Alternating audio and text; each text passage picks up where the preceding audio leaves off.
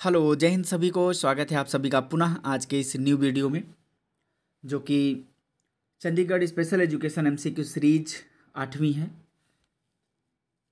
इसमें भी आपको विभिन्न अधिनियम से संबंधित सवाल मिलेंगे।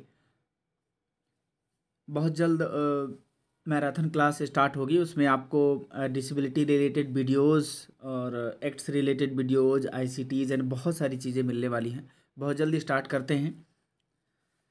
तो चलिए आज का देखते हैं। 20 क्वेश्चंस हैं।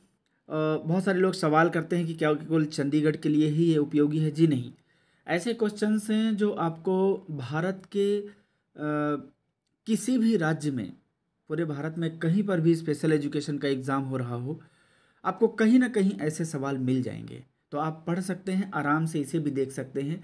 थंबनेल चंडीगढ़ स्पेशल एजुकेशन का लगा है, इसका मतलब ऐसा नहीं कि केवल यही एग्ज़ाम एज इट इज़ आ जाएंगे वहाँ पर।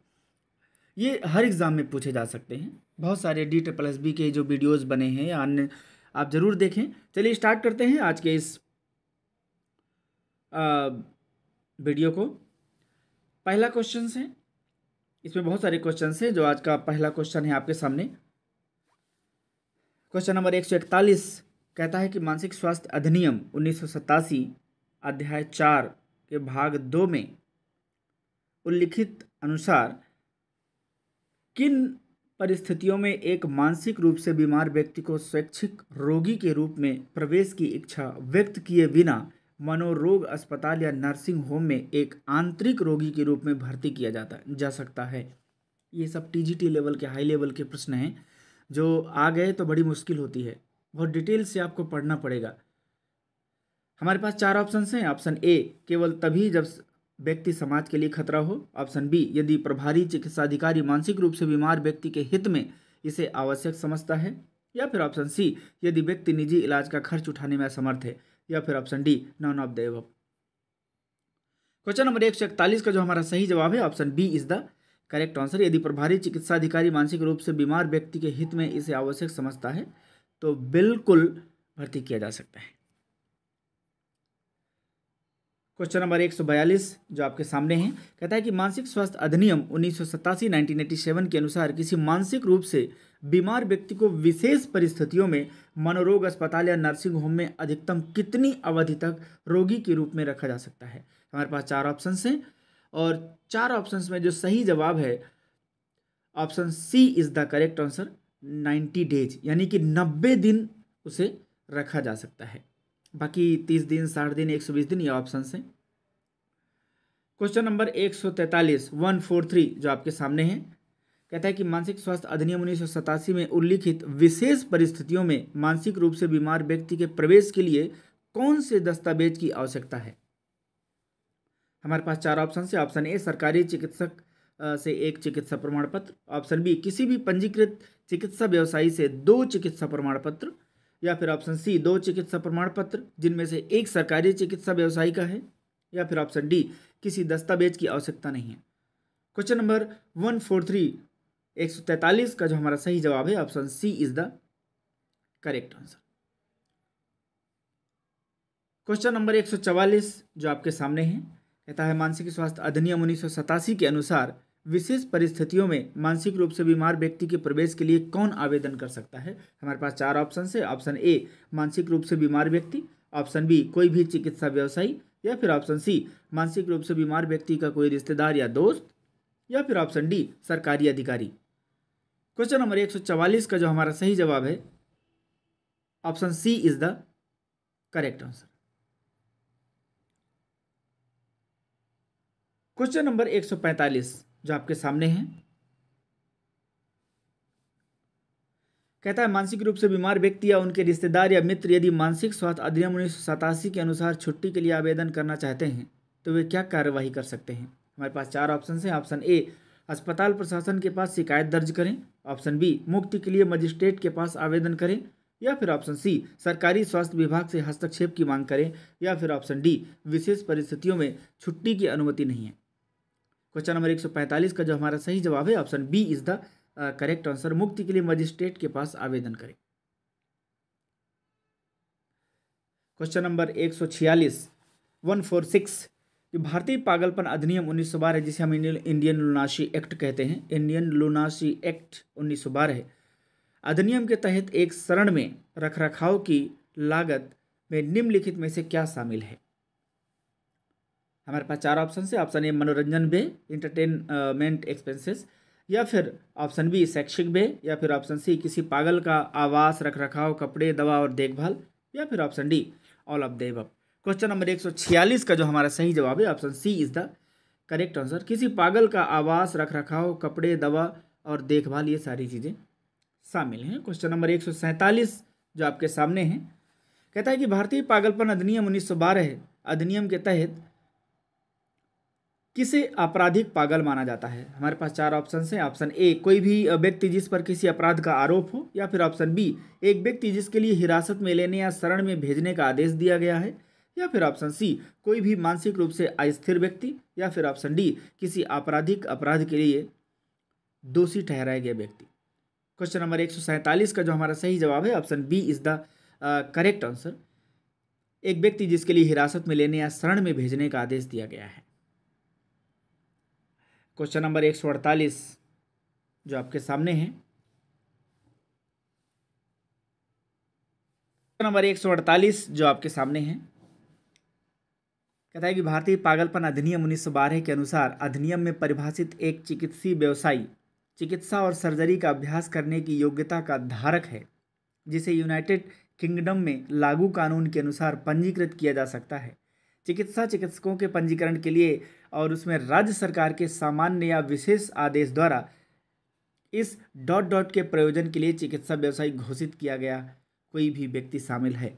क्वेश्चन कितना बड़ा है, ऑप्शंस देखिए बहुत छोटे छोटे हैं। फिलहाल ऐसे भी क्वेश्चंस आपके पास आ सकते हैं। ऐसे ही बहुत सरल क्वेश्चन बनते थे DTPLSB में, तो लोगों का सुझाव भी रहता था कि सर बहुत छोटे छोटे प्रश्न हैं और ये तो सब हमें आते हैं, तो मैं सोचा कि थोड़ा और कठिन बना देते हैं TGT लेवल के। और ऐसे प्रश्न आते भी हैं, ऐसी बात नहीं है, DTPLSB में आते भी हैं। फिलहाल हमारे पास चार ऑप्शन हैं। Option A profession, option B अधिनियम एक्ट, या फिर ऑप्शन सी फील्ड, या फिर ऑप्शन डी अनुशासन। क्वेश्चन नंबर 148 का जो हमारा सही जवाब है option B is the correct answer, act. Question number 149 जो आपके सामने है कि भारतीय पागलपन अधिनियम 1912 के अध्याय 3 के अनुसार किन परिस्थितियों में कोई रिश्तेदार या मित्र बॉम्बे संशोधन की धारा 33A के तहत पागलपन की अस्थायी रिहाई के लिए आवेदन कर सकता है? हमारे पास चार ऑप्शन हैं। ऑप्शन ए यदि शरण स्थल अत्यधिक भीड़ भाड़ वाला हो, ऑप्शन बी यदि पागल ने हिरासत में एक विशिष्ट अवधि की सेवा की है, या फिर ऑप्शन सी यदि शरण का प्रभारी व्यक्ति इसे अवांछनीय मानता है, या फिर ऑप्शन डी यदि रिश्तेदार या मित्र अस्थायी रिहाई चाहता है। क्वेश्चन नंबर 149 का जो हमारा सही जवाब है option D is the correct answer कि यदि रिश्तेदार या मित्र अस्थायी रिहाई चाहता है। क्वेश्चन नंबर 150 जो आपके सामने है, कहता है कि भारतीय पागलपन अधिनियम 1912 के अध्याय 3 के अनुसार बॉम्बे संशोधन की धारा 33A के तहत एक पागल की अस्थायी रिहाई की अधिकतम अवधि क्या है? कहीं से भी सवाल बन सकता है। हमारे पास चार ऑप्शन हैं, 30 दिन, 45 दिन, 60 दिन, 90 दिन, यानी कि 30 days, 45 days, 60 days and 90 days. Question number 150 का जो हमारा सही जवाब है option C is the correct answer, 60 days यानी कि 60 दिन। क्वेश्चन नंबर 151 जो आपके सामने है, कहता है कि UNCRPD अधिनियम, इसमें अधिनियम लिख गया है जबकि ये ऐसा नहीं है,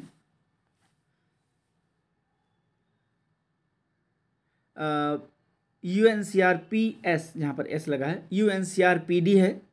UNCRPD हिंदी में हो गया, UNCRPS इसमें भी हो गया है। UNCRPD 2006 में विकलांग या दिव्यांग महिलाओं और लड़कियों के लिए अनुच्छेद 6 में बताया गया अंतिम लक्ष्य क्या है? हमारे पास चार ऑप्शन हैं। ऑप्शन ए उनके मानवाधिकारों और स्वतंत्रता को सीमित करना, ऑप्शन बी केवल बुनियादी अधिकार सुनिश्चित करना, या फिर ऑप्शन सी सभी मानवाधिकारों और मौलिक स्वतंत्रताओं का पूर्ण और समान आनंद, या फिर ऑप्शन सी सीमित विकास के अवसर।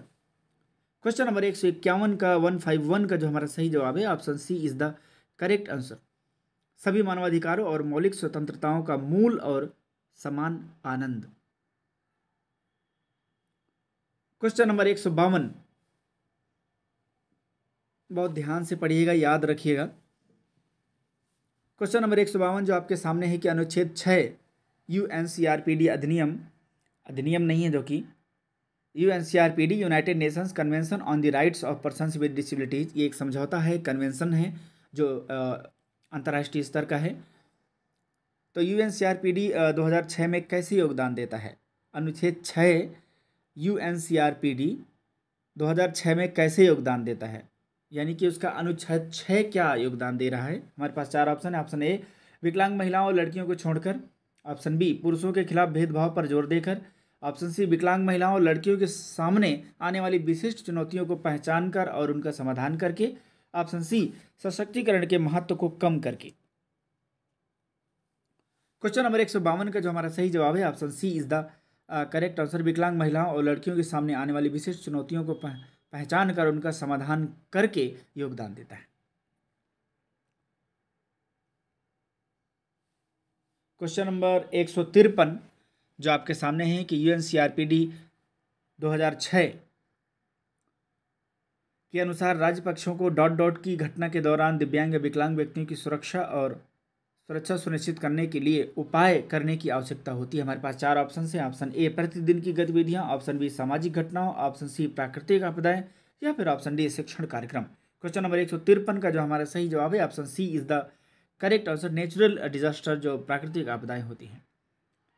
क्वेश्चन नंबर 154 जो आपके सामने है कि यूएनसीआरपीडी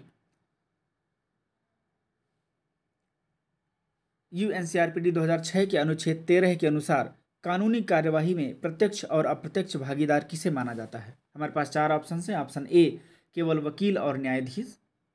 ऑप्शन बी, केवल विकलांग व्यक्ति। ऑप्शन सी, विकलांग व्यक्ति जिनमें गवाह भी शामिल है। या फिर ऑप्शन डी, पुलिस और जेल कर्मचारी। क्वेश्चन नंबर 154 का जो हमारा सही जवाब है option C is the correct answer. विकलांग व्यक्ति या दिव्यांग व्यक्ति जिसे हम कहते हैं, जिनमें गवाह भी शामिल हैं। जब एक्ट को गहराई से पढ़ेंगे तब ये चीज़ें समझ में आएंगी, और सवाल ऐसे आते ज़रूर हैं, और कम से कम बहुत सारे सवाल आ जाते हैं एक्ट स्कीम से रिलेटेड। पिछली बार DSSB में आपने देखा होगा कि किस तरीके से क्वेश्चन आए थे, PRT और TGT दोनों में। क्वेश्चन नंबर 155, यूएनसीआरपीडी 2006 के अनुच्छेद 13 में उल्लिखित न्याय तक पहुंच को बढ़ावा देने में राज्यों की पार्टियों की क्या भूमिका है? हमारे पास 4 ऑप्शन हैं। ऑप्शन ए, विकलांग या दिव्यांग व्यक्तियों के लिए विशेष पहुंच सुनिश्चित करना। या फिर ऑप्शन बी, न्याय प्रशासन के क्षेत्र में काम करने वालों के लिए उचित प्रशिक्षण को बढ़ावा देना। या फिर ऑप्शन सी, विकलांग या दिव्यांग व्यक्तियों से जुड़ी कानूनी कार्यवाही को हतोत्साहित करना। या फिर ऑप्शन डी, विकलांग या दिव्यांग व्यक्तियों की जरूरतों को नज़रअंदाज करना। क्वेश्चन नंबर 155 का जो हमारा सही जवाब है option B is the correct answer. न्याय प्रशासन के क्षेत्र में काम करने वालों के लिए उचित प्रशिक्षण को बढ़ावा देना। क्वेश्चन नंबर 156 जो आपके सामने है, कहता है कि राष्ट्रीय टेस्ट अधिनियम 1999 की धारा 9 के अनुसार रिक्तियों से बोर्ड के कृत्यों की कार्यवाही की वैधता कैसे प्रभावित होती है? हमारे पास 4 ऑप्शन है। ऑप्शन ए, यदि कोई रिक्ति मौजूद है तो अधिनियम या कार्यवाही अमान्य है। ऑप्शन बी, रिक्तियों का कृत्यों या कार्यवाही की वैधता पर कोई प्रभाव नहीं पड़ता है। ऑप्शन सी, रिक्तियों की उपस्थिति में बोर्ड कोई कार्य नहीं कर सकता। ऑप्शन डी, केंद्र सरकार को रिक्तियों के दौरान सभी अधिनियमों को मंजूरी देनी होगी। क्वेश्चन नंबर 156 का जो हमारा सही जवाब है option B is the correct answer कि रिक्तियों का कृत्यों या कार्यवाही की वैधता पर कोई प्रभाव नहीं पड़ता। क्वेश्चन नंबर 157, राष्ट्रीय टेस्ट अधिनियम 1999 के अध्याय 5 के तहत पंजीकरण के लिए आवेदन करने के लिए कौन पात्र है? हमारे पास 4 ऑप्शन है। ऑप्शन ए, केवल विकलांग या दिव्यांग वाले व्यक्ति। ऑप्शन बी, विकलांग या दिव्यांग व्यक्तियों का कोई संघ या विकलांग या दिव्यांग व्यक्तियों के माता पिता या विकलांग या दिव्यांग व्यक्तियों के कल्याण को बढ़ावा देने वाला कोई स्वैच्छिक संगठन।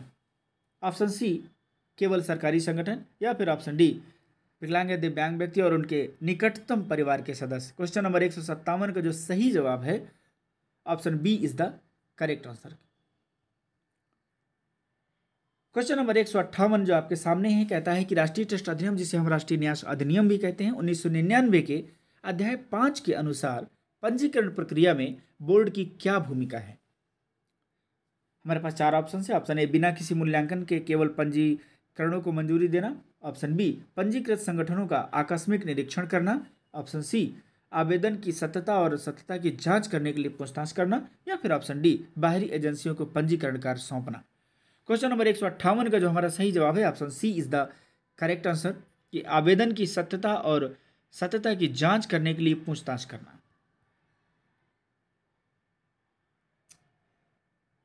क्वेश्चन नंबर 159 159, क्या होगा यदि बोर्ड राष्ट्रीय टेस्ट अधिनियम 1999 के तहत पंजीकरण के लिए किसी आवेदन को अस्वीकार कर देता है? हमारे पास चार ऑप्शन हैं। ऑप्शन ए, अस्वीकृत आवेदक कभी भी पंजीकरण के लिए दोबारा आवेदन नहीं कर सकता। ऑप्शन बी, अस्वीकृत आवेदक पिछले आवेदन में त्रुटियां दूर कर पुनः आवेदन कर सकता है। ऑप्शन सी, अस्वीकृत आवेदनों पर एक निश्चित अवधि के बाद स्वचालित रूप से पुनर्विचार किया जाता है। ऑप्शन डी, अस्वीकृति का निर्णय अंतिम है और इसके खिलाफ अपील नहीं की जा सकती है। क्वेश्चन नंबर 159 का जो हमारा सही जवाब है option B is the correct answer, कि अस्वीकृत आवेदक पिछले आवेदन में त्रुटियां दूर कर पुनः आवेदन कर सकता है। इतनी तो एक्सेसिबिलिटी होती ही हर चीज़ में। फिलहाल क्वेश्चन नंबर 160, कि राष्ट्रीय टेस्ट अधिनियम 1999 के तहत पंजीकरण आवेदन प्राप्त होने पर बोर्ड पंजीकरण प्रक्रिया के डॉट सुनिश्चित करते हुए आवेदन की वास्तविकता और उसमें किसी भी विवरण की शुद्धता को सत्यापित करने के लिए पूछताछ कर सकता है। क्वेश्चन नंबर 160 का जो हमारा सही जवाब है,